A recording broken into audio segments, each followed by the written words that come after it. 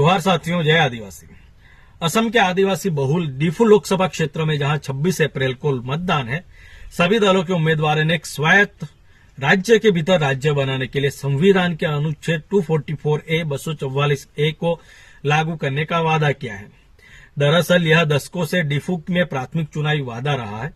तो आइए आज जानते हैं कि संविधान का आर्टिकल 244 से 244A क्या है और यह इस निर्वाचन क्षेत्र में क्यों महत्वपूर्ण है।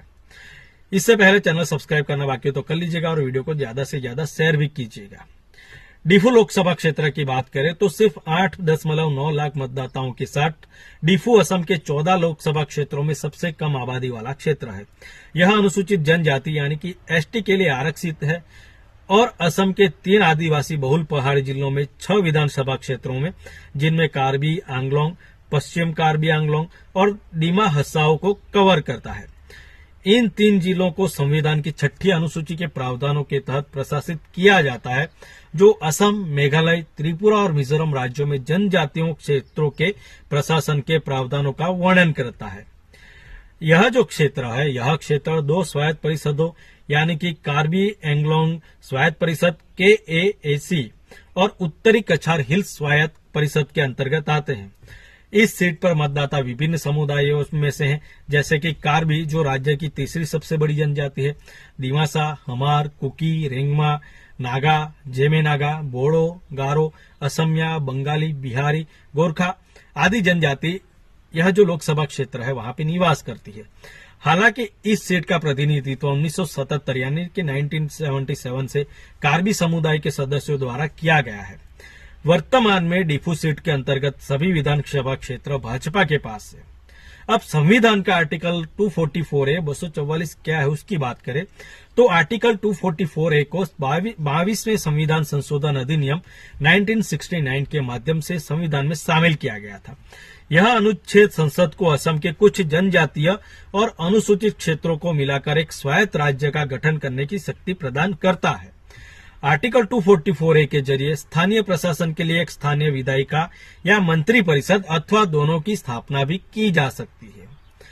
आर्टिकल 244A 6ठी अनुसूची के मुकाबले आदिवासी क्षेत्रों को अधिक स्वायत्त शक्तियां प्रदान करता है। इसकी सबसे महत्वपूर्ण शक्ति कानून व्यवस्था पर नियंत्रण की है, लेकिन उनके पास सीमित विधायी शक्तियां हैं।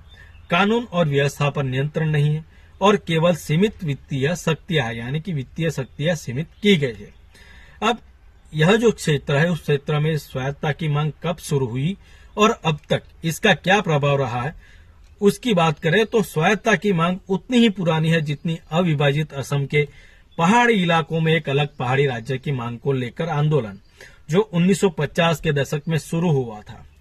इस आंदोलन के परिणाम स्वरूप 1972 में मेघालय के पूर्ण राज्य का निर्माण हुआ। उस समय की बात करें तो उस समय कार्बी आंगलोंग और उत्तरी कछाड़ पहाड़ी समुदाय के नेता इस आंदोलन में शामिल रहे थे। सरकार ने उन्हें तब असम में रहना या फिर नए राज्य मेघालय में शामिल होने का विकल्प चुनने को दिया था। हालांकि आर्टिकल 244A के माध्यम से किए गए वादों के कारण जो कार्बी एंगलोंग क्षेत्र के नेता हैं, उन्होंने असम के साथ रहने का विकल्प चुना। अब स्वायत्त राज्य मांग समिति यानी कि ASDC, जिसे क्षेत्र की स्वायत्तता के लिए दबाव डालने के लिए एक जन संगठन के रूप में स्थापित किया गया था और जो आज भी क्षेत्र में छात्र निकायों के साथ काम कर रही है, उसने 1995 में 1995 में क्षेत्र में 2 स्वायत्त परिषदों की शक्तियों को बढ़ाने के लिए उनके प्रभार वाले विभागों की संख्या 10 से बढ़ाकर 30 करने के लिए राज्य और केंद्र सरकारों के साथ एक समझौता ज्ञापन पर हस्ताक्षर किए। पूर्ववर्ती स्वायत्त जिला लोकसभा सीट का प्रतिनिधित्व 1991 से 1998 तक ASDC के उम्मीदवार के रूप में जयंत रोंगपी ने किया था। मौजूदा चुनाव में ASDC के पास डीफू सीट पर भी एक उम्मीदवार है। हालांकि पिछले कुछ वर्षों में इस क्षेत्र के लिए स्वायत्तता की जो मांग है वह अस्पष्ट रही और जो स्वायत्तता है वह भी अस्पष्ट रही है। आर्टिकल 244A के कार्यान्वयन की मांग ने भी एक सशस्त्र विद्रोह का रूप ले लिया। दिल्ली और गुवाहाटी में भाजपा के नेतृत्व वाली सरकारों ने कार्बी और दिमासा सहित उग्रवादी समूहों के साथ कई शांति समझौतों पर हस्ताक्षर किए। 2021 में कार्बी आंगलोंग में 5 उग्रवादी समूहों, जिनमें Karbi People's Liberation Tigers, People's Democratic Council of Karbi Longri NC Hills Liberation Front, Kuki Liberation Front और यूनाइटेड पीपुल्स लिबरेशन आर्मी के साथ एक शांति समझौता हुआ, जिसके तहत अधिक स्वायत्तता और 5 वर्षों में 1000 करोड़ रुपए के विशेष विकास पैकेज का वादा इन समझौतों में किया गया था। पिछले साल इसी तर्ज पर दिमासा नेशनल लिबरेशन आर्मी के साथ एक समझौते पर हस्ताक्षर किए गए थे। अब राजनीतिक दल क्या वादा कर रहे हैं उसकी बात करें तो शांति समझौते पर हस्ताक्षर आर्टिकल 244A के आसपास की चर्चाओं पर पर्दा डालने में सफल नहीं हुए हैं। डीफू से निवर्तमान भाजपा सांसद हॉरेन सिंह, जो खुद एक पूर्वी कार्बी उग्रवादी हैं, जो यूनाइटेड पीपुल्स डेमोक्रेटिक सॉलिडेरिटी के महासचिव थे, जिसने केएसी के लिए बढ़ी हुई स्वायत्तता और विशेष पैकेज के लिए केंद्र और राज्य के साथ 2011 में समझौता ज्ञान पर हस्ताक्षर किए थे।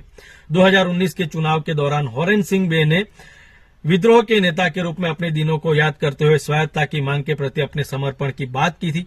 हालांकि अन्य सभी उम्मीदवारों ने अपने प्राथमिक अभियान मुद्दे के रूप में आर्टिकल 244A के कार्यान्वयन पर ध्यान केंद्रित किया है।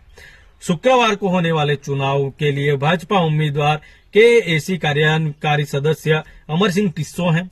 उन्होंने एक निर्वाचन क्षेत्र विशिष्ट घोषणा पत्र प्रस्तुत किया है, जिसका पहला वादा अनुच्छेद 244 से 244A का कार्यान्वयन है। इसमें दावा किया गया है कि भाजपा अपने आर्टिकल 244A कार्यान्वयन के लिए नई दिल्ली में प्रचार करने के लिए सभी उपलब्ध अवसरों का लाभ उठा रही है। अन्य लोग केवल अपनी निष्क्रियता की परवाह किए बिना आलोचना कर रहे हैं। हालांकि भाजपा की बात करें तो भाजपा ने लद्दाख के लोगों को भी शेड्यूल 6 लागू करने का वादा किया था 2019 में और उसके बाद के हिल काउंसिल चुनाव में, लेकिन वो वादा उन्होंने नहीं निभाया है। एएसडीसी के अनुभवी सदस्य और 2019 के लोकसभा चुनाव के इसके उम्मीदवार होलीराम तेरांग ने कहा, हर चुनाव में हर राजनीतिक दल इस मुद्दे को उजागर करता है, लेकिन एक बार चुनाव हो जाने के बाद कभी कोई प्रगति नहीं होती है। यहाँ भले ही बीजेपी उम्मीदवार या कोई अन्य उम्मीदवार इसका वादा करे, लेकिन पार्टी खुद उनके साथ नहीं है।